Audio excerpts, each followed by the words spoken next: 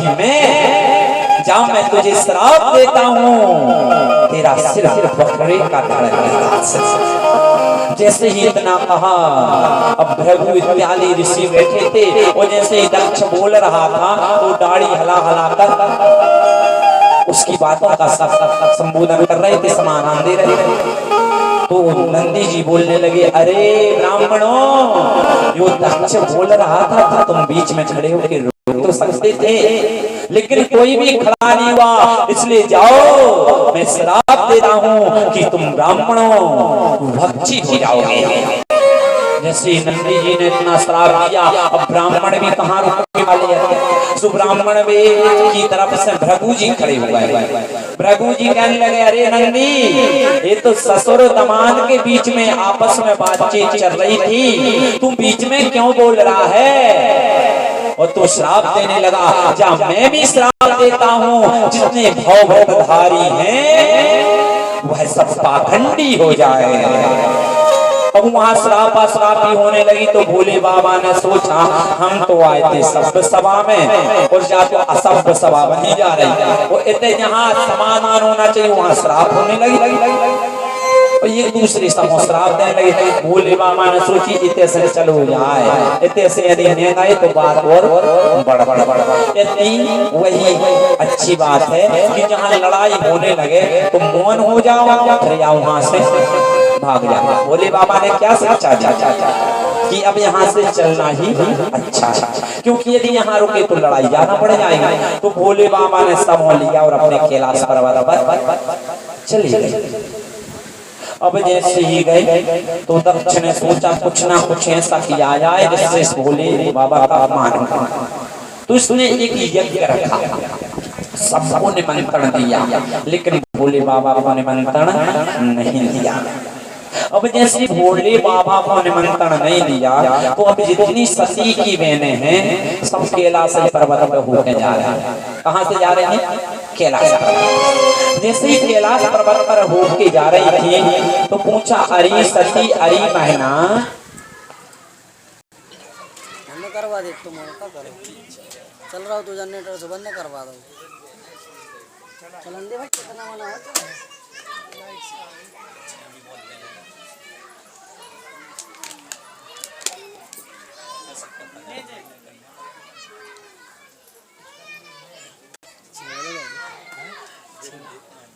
नहीं देखना, हम तो ना देखा 2:30 बजे।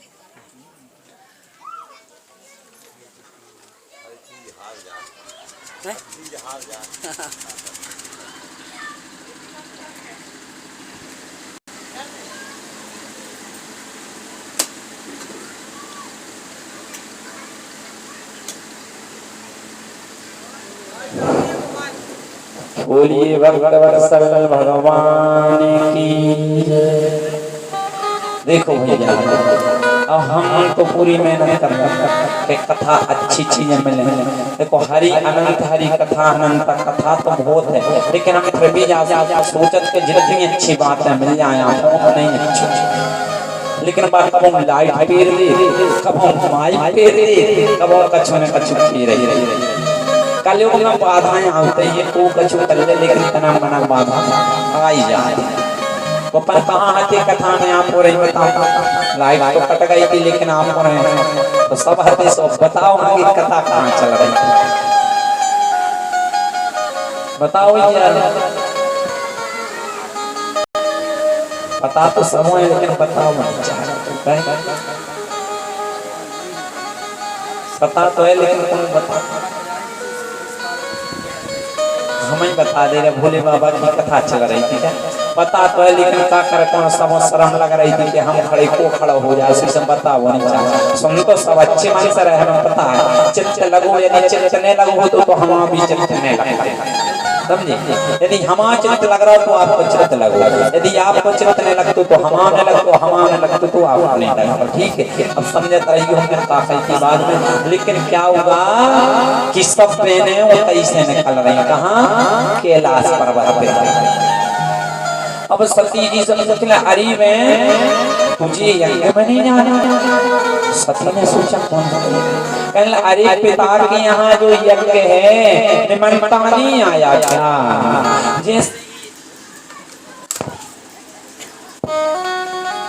बोलिए भगवान भगवान की।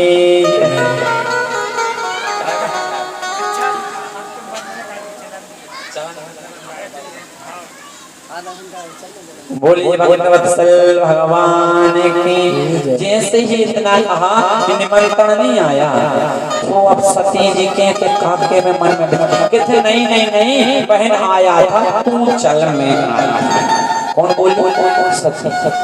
देखो सती ने कितना अच्छा कभी भी कोई पुत्री ये नहीं चाहती कि मेरे पिता का अपमान हो।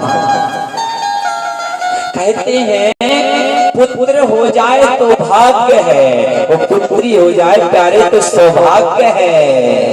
आज सती ने कहा नहीं नहीं निमंत्रण तो आया होगा, आया है, तुम चलो मैं आती हूँ। आज सती जी भगवान भोले बाबा के यहाँ है।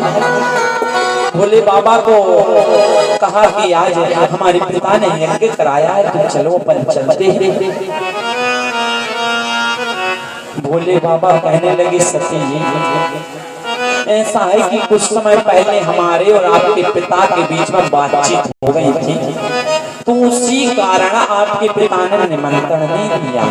तो जब निमंत्रण नहीं दिया तो वहाँ नहीं जाना चाहिए। आबत ही हर से नहीं नैन नहीं समय, वो तुलसी वहाँ न जाइए जहाँ कंचन बरसे नहीं, वहाँ नहीं जाना चाहिए। भगवान भोले बाबा ने बहुत समझाया लेकिन उनको समझ में नहीं आ रहा। रामचरित्र में भी कथा आती है इसकी कि जब सती जी को भगवान राम की लीला सुनाई गई तो उनको वहां विश्वास नहीं हुआ। किसके ऊपर? भगवान राम के ऊपर कि भगवान राम हैं। वही ये सोचने लगे कि सोचो जब ये परमात्मा परमेश्वर है तो फिर अपने पत्नी के लिए क्यों रो रहे?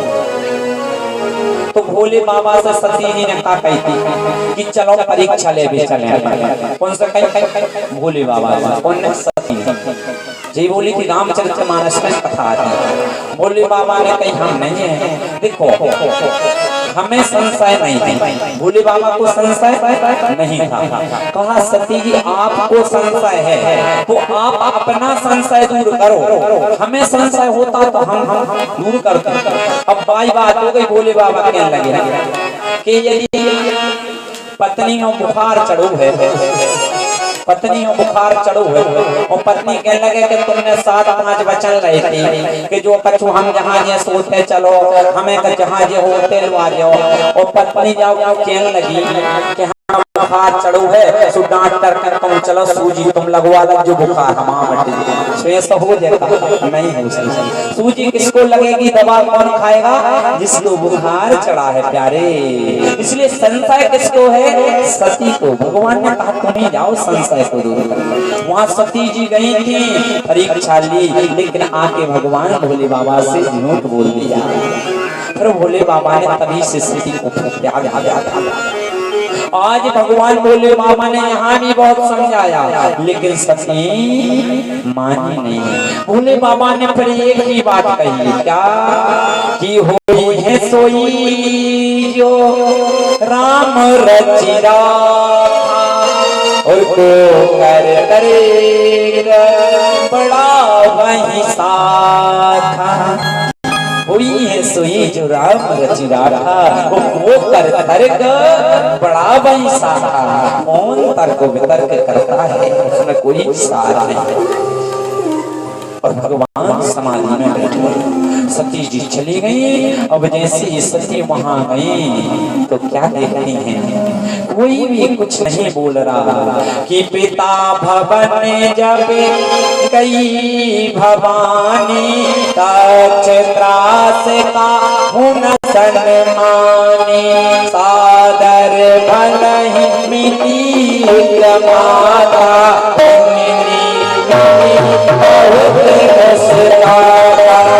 श्री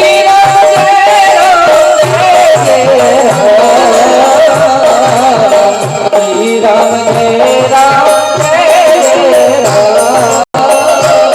जैसे ही सती जी वहां पर गई रावण के जब कयऊ भवानी रक्ष त्रास होना सन्मानी सादर भलई मिली एक माता ओ भगनी मिली बहुत मुस्कुराता मात्र माता ही प्यार से मिली वो जो बहने हैं वो मुस्कुरा रही अपमान कर रही अरे सती जब तुझे निमंत्रण नहीं था तो तू क्यों आई मजाक उड़ा रही है सती का बस माता ही प्रेम से मिली आज सती की आंखों से आंसू गिर रहे वो पूछ रही है माँ मैंने ऐसा कौन सा क्या कर दिया जो पिता ने निमंत्रण नहीं दिया पिता ने मुझे बुलाया नहीं मैंने ऐसा क्या कर दिया था मेरी माँ जो आज पिता ने मुझे बुलाया नहीं आज सती अपनी माँ से बोल रही माँ कहने लगी बेटा बेटी तुम्हारे माँ इतने पिता तुम्हारे इतने सारे काम थे इसलिए भूल गए होंगे बेटी रो मत पिता ऐसे नहीं है तुम्हारे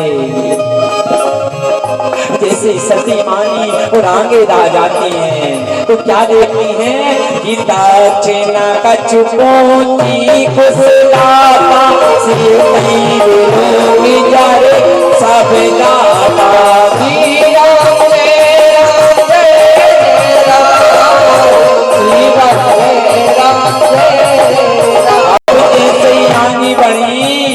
तो दक्षिण बोला भी सती से आया जैसे ही बोला नहीं तो सती रोती जा रही कि बताओ मैं यहाँ आ गई आज मेरा पिता भी मुझसे बोलेगा जब व्यक्ति को अभिमान आता है तो सब रिश्तों को भूल जाता है इसलिए हे प्यारे कभी भी अभिमान नहीं लाना चाहिए जिसका अभिमान आया जिसने अपना मान बढ़ाया फिर भगवान ने उसका अभिमान चूर चूर कर दिया प्यारे इसलिए अभिमान नहीं लाना चाहिए दक्ष अपनी पुत्री से बोल नहीं रहा जैसे ही पुत्री से बोला नहीं तो सती जी ने आगे बढ़ कि सती जाई देखूं तब जागा कतहु न दीख संग भागा श्री राम श्री राम जैसे ही सती जी यज्ञ में गई तो शिव जी का कहीं पर विवास नहीं प्यारे जैसे ही बात नहीं देखा मन में विचार करने लगी मेरे पति ने सही कहा था वहां मत जाओ लेकिन मैंने एक बात भी नहीं सुनी मेरे पति की देखो मैंने पहले भी बताया था जिसने अपने पति की नहीं मानी उससे बाद में दुखी प्राप्त होगा जिस पुत्री और पुत्र ने अपने पिता की नहीं मानी उससे भी बाद में दुख प्राप्त होता है प्यारे इसलिए माता पिता और गुरु की वाणी बिना सोच विचार करहु शुभ जानी बिना सोच विचार करहु शुभ जानी वह शुभ होती है उसमें विचार भी नहीं करना चाहिए आज शिव जी ने कहा था मत जाओ लेकिन सती ने एक बात नहीं सुनी और आज स्वयं पछता रही हैं कि मैंने गलत किया यदि अपने पति की बात मानी होती तो आज सब नहीं देखती कि जैसा भी जागता रोने दुख नाना सब ते कठिन जाती अपना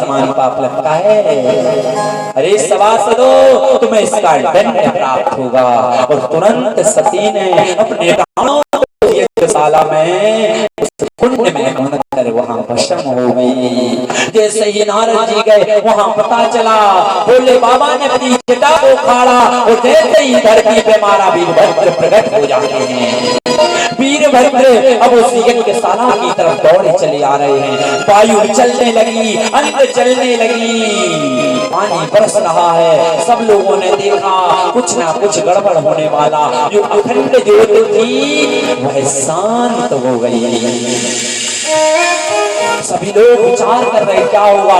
देखा कि तूफान आ रहा है। वीरभद्र आए और पूरे यज्ञ को ध्वंस कर दिया। किसी की दाढ़ी बटा दी भृगु की, किसी की आंख फोड़ दी और दक्ष का सर धड़ से अलग कर दिया और उस कुंड में छोड़ दिया। सारा यज्ञ जो विध्वंस हो गया। सारे देवी देवता जितने थे वहां यज्ञशाला में आए थे, सब दौड़े ब्रह्मा जी के पास पहुंच गए। ब्रह्मा जी से कहा कि कृपा करो, अब तो हमें ऐसा लग रहा कि भोले बाबा गड़बड़ करने वाली हैं कुछ, इसलिए अब आप ही कृपा कर सकते हैं। ब्रह्मा जी से कहा। ब्रह्मा जी कहने लगे, अरे देवताओं, जब तुम्हें पता था कि उस यज्ञ में ब्रह्मा विष्णु महेश नहीं गए तो तुम्हें जाना जरूरी था। तुम क्यों गए उस यज्ञ में? तुम्हें ज्यादा लिफाफा की पड़ी रहते पैसों की, लिफाफा मिल जाए कहूँ न्योते में चले गए, सोई लिफाफा के चक्कर में फिर डंडा भी खा लिया। वे तो खान के पर है। जब तुम्हें पता है तो कि भोले बाबा और ब्रह्मा विष्णु नहीं गए, तुम लिफाफा के चक्कर में तुम बड़ी जल्दी पहुंच गए न मनोकामना, तो अब डंडा तो खाने पर। कहा कुछ तो कृपा करो गुरु हे ब्रह्मा जी। तो सबने कहा कि हम सब भोले बाबा के यहाँ चले। भोले बाबा के यहाँ गए, वहाँ क्षमा प्रार्थना मांगी कि न जानामि योगम जपम नैव पूजा, न तो हम सदा सर्वदा संभुतो जरा जन्म दो प्रभु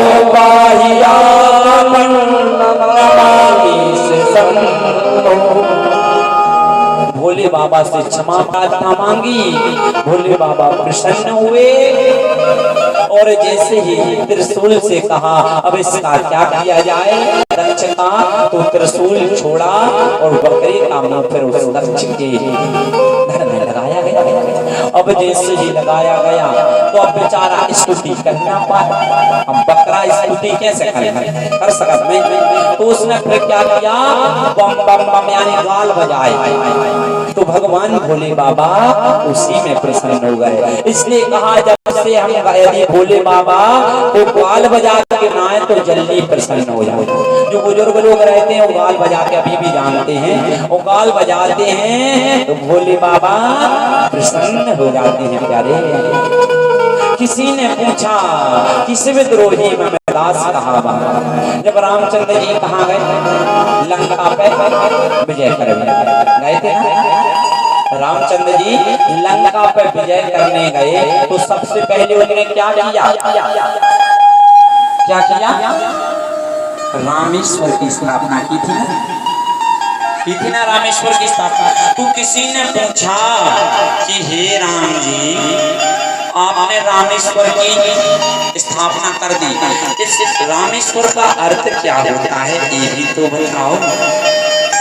तो राम जी ने क्या कहा कि रामस्सह ईश्वरा, बोले जो राम जी का ईश्वर वही रामेश्वर, रामस्य ईश्वरा यानी राम जी का जो ईश्वर है वही रामेश्वर। अब भोले बाबा के भोले बाबा आप बताओ रामेश्वर को अर्थ क्या है। आप तो राम राम जब और भगवान राम जी कह रहे राम का जो ईश्वर है वही रामेश्वर है, तो आप ही तो बताओ कि उसका मतलब क्या है। भोले बाबा बोले कि उसका मतलब यही है